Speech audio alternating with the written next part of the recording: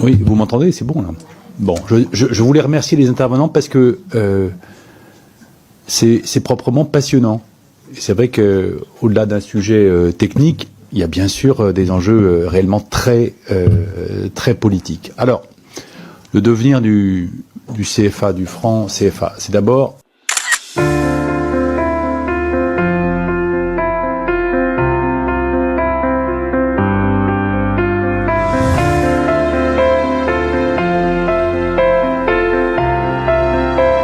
vous l'avez tous dit, un enjeu politique et économique, je veux dire d'abord, et vous avez montré que, d'une certaine façon, il est clair que le franc CFA a contribué à la stabilité monétaire des États qui l'utilisent. C'est au total 160 millions d'habitants, et les pays de la zone franc en 2020 ont enregistré une croissance positive, légèrement positive, semble-t-il, de 0,3%, alors que sur l'ensemble de l'Afrique subsaharienne, on était plutôt en recul à des niveaux proches de moins 1,7%. Et ça a été dit aussi, une inflation relativement faible, plutôt maîtrisée dans les pays qui utilisent cette monnaie. Ça, ce sont des données factuelles économiques. Mais il y a l'enjeu politique. Et c'est surtout ça qui nous occupe dans cette commission. Ça a été très bien dit, le CFA, c'est le symbole d'un passé qui ne passe pas. Voilà. Bon, et donc il faut agir en fonction de ça. Et il faut d'abord reconnaître la légitime aspiration des pays à vivre en souveraineté, quand même. Et la souveraineté monétaire en fait partie, bien évidemment. Et moi, je veux le redire, et en particulier aux collègues qui ont exprimé des sensibilités largement différentes sur ce point-là. Alors, moi, je voudrais avoir votre sentiment sur, d'abord, la viabilité de l'éco. Parce que ça a été constamment remis à des périodes plus tranquilles. Est-ce que c'est réaliste, l'éco? Et vous avez commencé à esquisser des scénarios. Et dernière chose, quelles sont aujourd'hui les stratégies de la Chine et de la Russie vis-à-vis de cette question de la souveraineté monétaire? C'est important qu'on l'ait, nous, aussi à l'esprit. Je vous remercie, Monsieur le Président. Je vous remercie beaucoup. C'est pas seulement un héritage qui ne passe pas, c'est aussi une asymétrie qui persiste. C'est ce qui rend encore plus compliqué la chose. Monsieur Garot, permettez-moi de vous souhaiter, au nom de la Commission, un excellent anniversaire.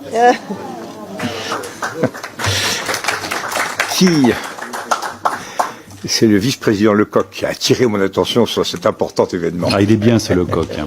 Oui. Tout communiste qu'il est. Qui souhaite répondre, Monsieur Gabriac et Monsieur... peut-être, vous voulez répondre, Madame?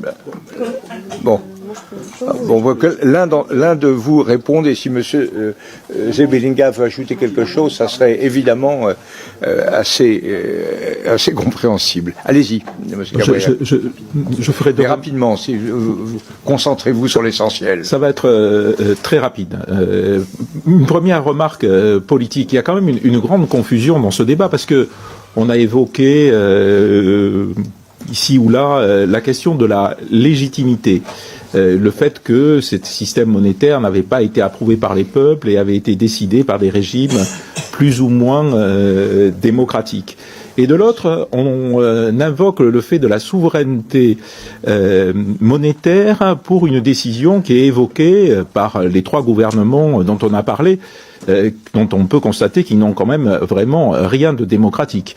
Donc cette confusion un peu entre souveraineté et légitimité, si les décisions prises par l'autorité politique ne sont pas légitimes, est-ce qu'on peut vraiment parler de souveraineté? Enfin, en tout cas, il y a en même temps dans une partie des critiques à l'égard du système monétaire tel qu'il est actuel, qui, de mon point de vue, est un peu gênant. Et de toute façon, quand on fait union ensemble, une union économique et monétaire, comme ça a été dit par mes deux collègues, ce qui est important aussi, ce sont les institutions au niveau de l'union, mais aussi les institutions dans chaque pays.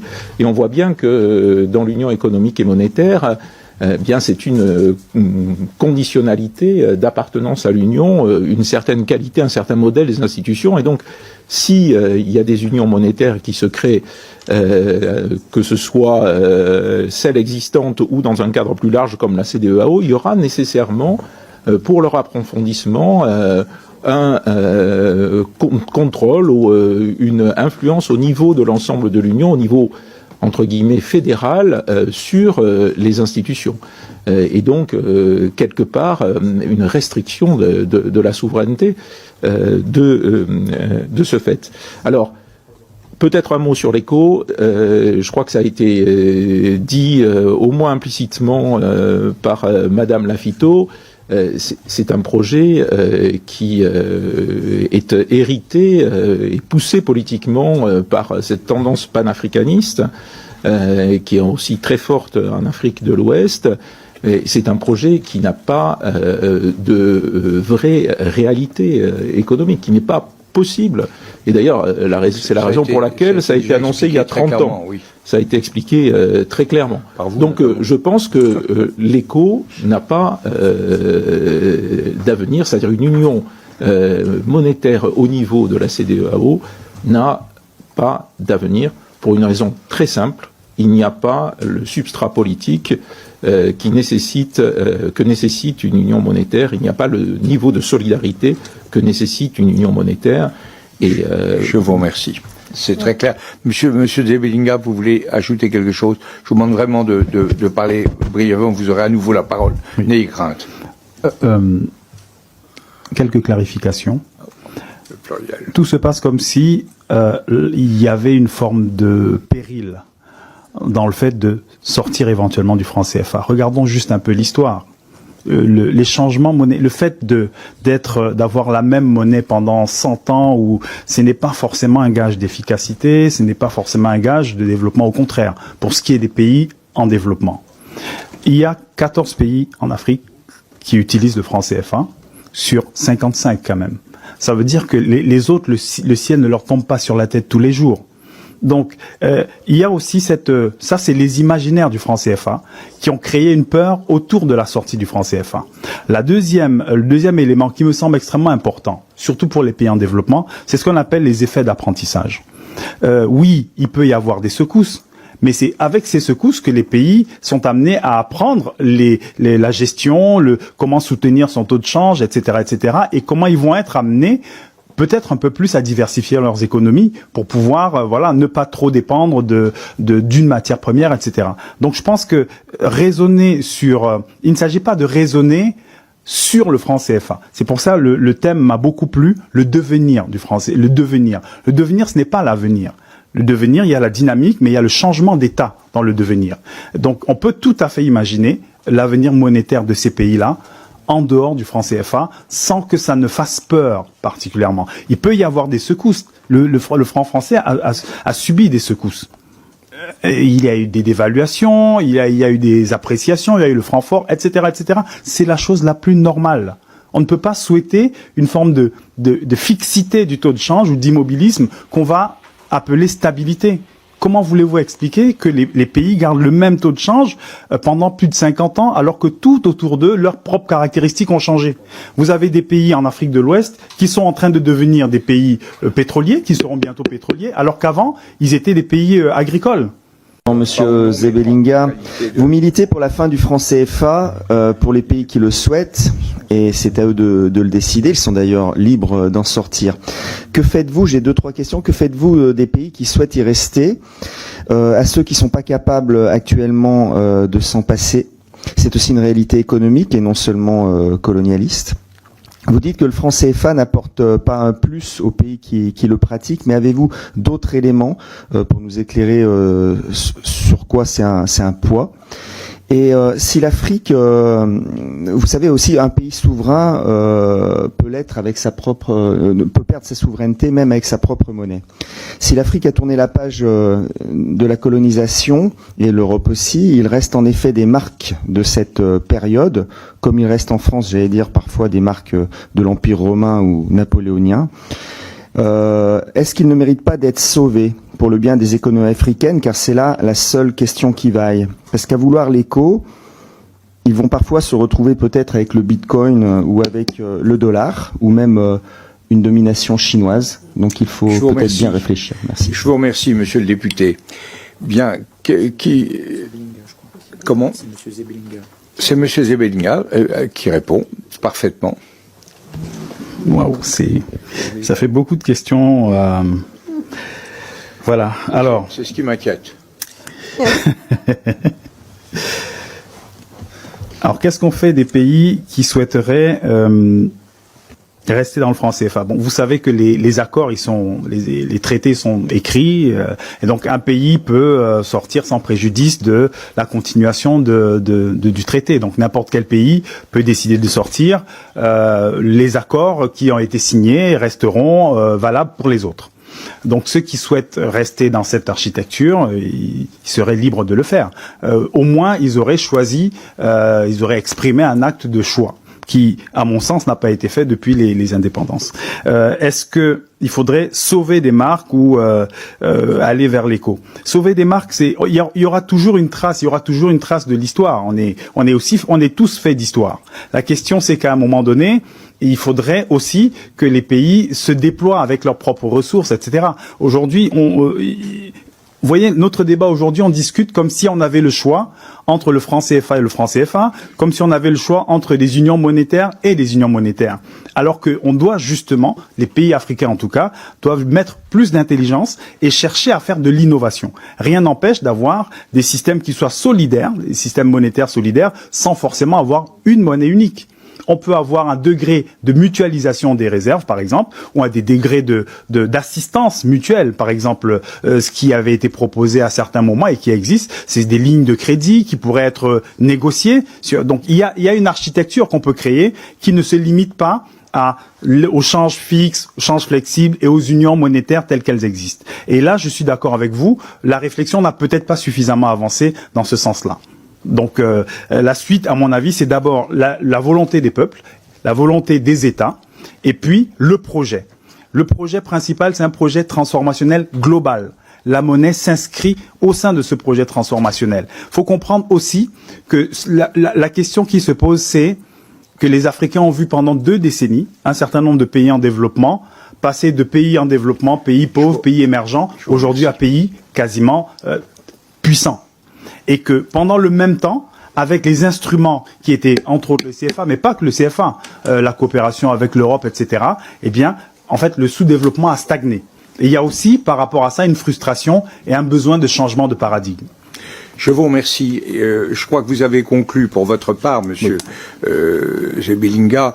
Je crois que tout le monde a compris votre message, qui est un statu quo fondamentalement insatisfaisant à vos yeux sur plusieurs points et une perspective transformationnelle qui reste effectivement à dessiner, à articuler plus précisément. Est-ce que, monsieur Cavriac, est-ce que vous voulez conclure pour ce qui vous concerne? Alors je vous demande tous les deux, vous avez écouté, vous avez participé à ce débat.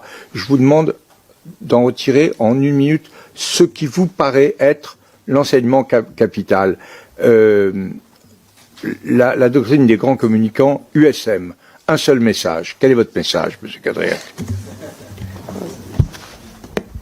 Je crois que mon message, c'est un message de cohérence et que si le problème est une perception d'une souveraineté monétaire qui a été confisquée par la France, eh bien, le rôle des autorités françaises dont vous êtes, c'est de respecter la volonté des peuples. Et donc, de n'intervenir premièrement que sur ce sur quoi nous avons effectivement le droit et le devoir d'intervenir, qui est la garantie française, et de l'aménager, de la retirer ou de la maintenir, mais aussi en fonction de la demande de ces États.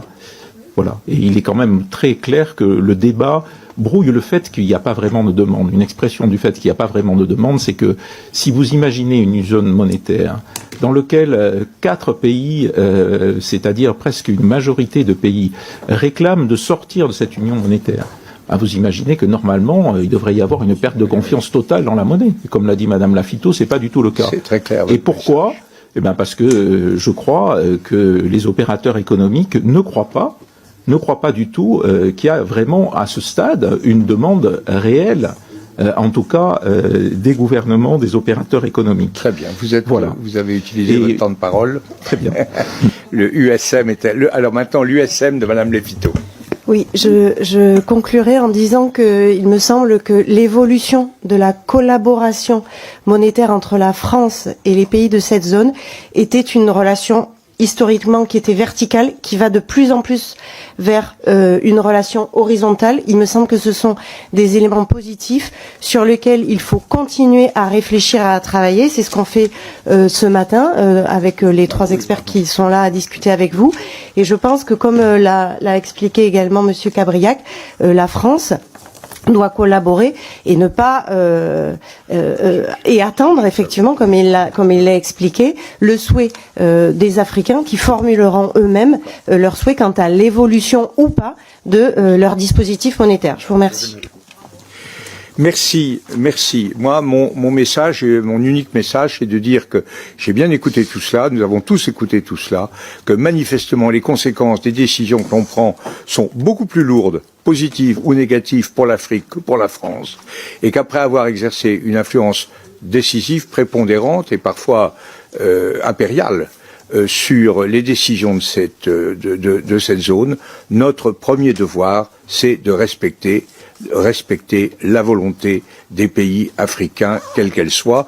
Et on a vu, en écoutant les uns et les autres, que c'était un choix complexe qui leur était offert. Rester, ne pas rester, transformer. Tous ces choix sont très difficiles, mais je pense que notre pays doit être à l'écoute des Africains. Nous avons une boîte à outils que nous pouvons que nous mettons à leur disposition. Ils s'en servent à leur manière. Et je crois que c'est cette disponibilité de la France qui me paraît être la sagesse pour un pays comme le nôtre, quels que soient les choix. Et on a vu qu'ils étaient très différents les uns des autres. Respectons la souveraineté des États africains. C'est à eux de prendre leur destin en main et offrons-leur les possibilités d'avancer qu'ils souhaitent obtenir de nous. Voilà, je crois, ce message d'humilité que je pense nous devons tirer de cette remarquable table ronde que vous avez animée, Madame et Messieurs. Je crois que nous avons tous énormément appris. Nous avons été tout à fait éclairés sur cette situation éminemment complexe. Je cite toujours Sampé dans ce cas-là. Vous savez, les deux